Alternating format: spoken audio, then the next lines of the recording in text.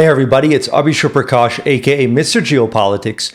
In this episode of The Week Ahead in Geopolitics, we'll be covering the US-China fight, the new ceasefire in Gaza, and indicators that the global economy may be entering very dangerous territory.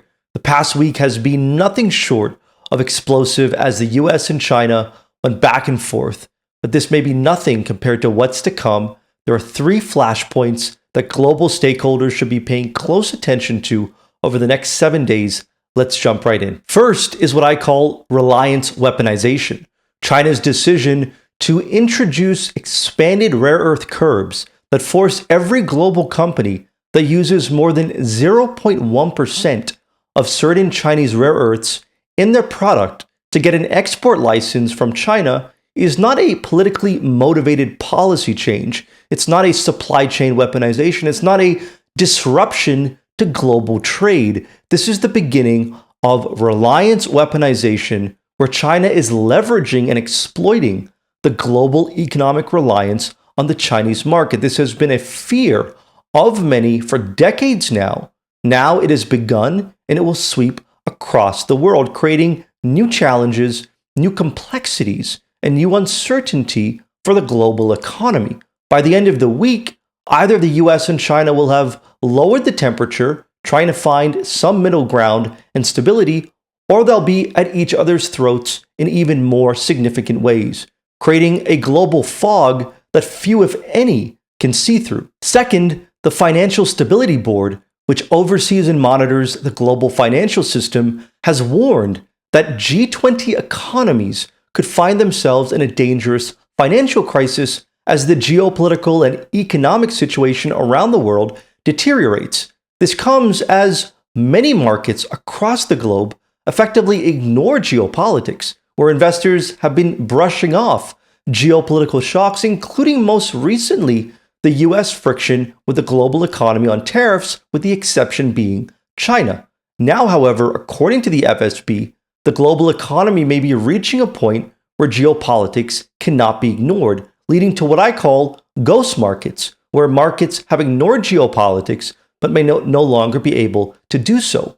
By the end of the week, we could see investors, governments, institutions unveiling new measures to insulate themselves from the growing geopolitical uncertainty, which is increasingly becoming a race against time, as few know what will happen next. Third, the Gaza ceasefire, which has been lauded by much of the world as US President Donald Trump sought to make it the new pillar of stability and normalization in the Middle East, is already showing signs of cracking. Israel is saying that one of the bodies that was returned is actually not a hostage, and aid deliveries into Gaza have already been curtailed.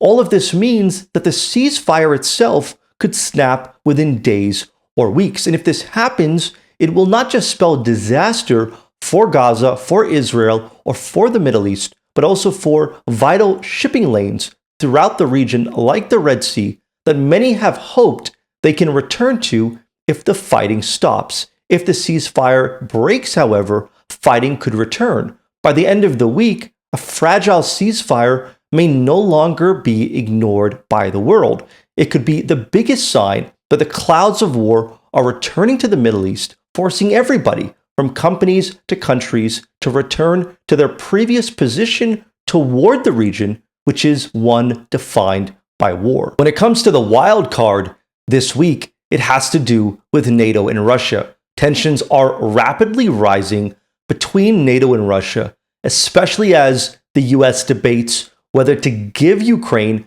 Tomahawk missiles, which would allow Kyiv to strike Russian cities like Moscow, like St. Petersburg.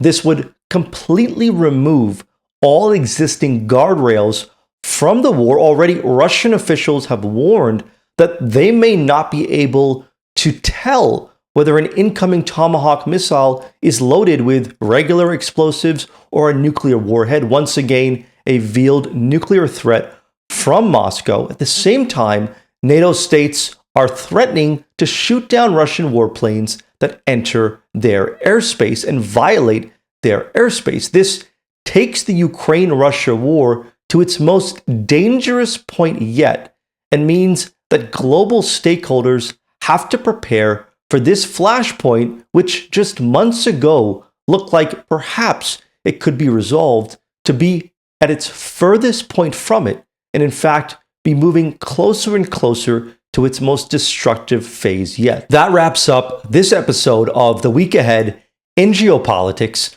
Of course, next week, the geopolitical climate could look completely different to what exists this week, and that reflects what I've been saying for a while now, which is that geopolitics has become fluid and unpredictable, where nobody knows what's going to happen next 100%.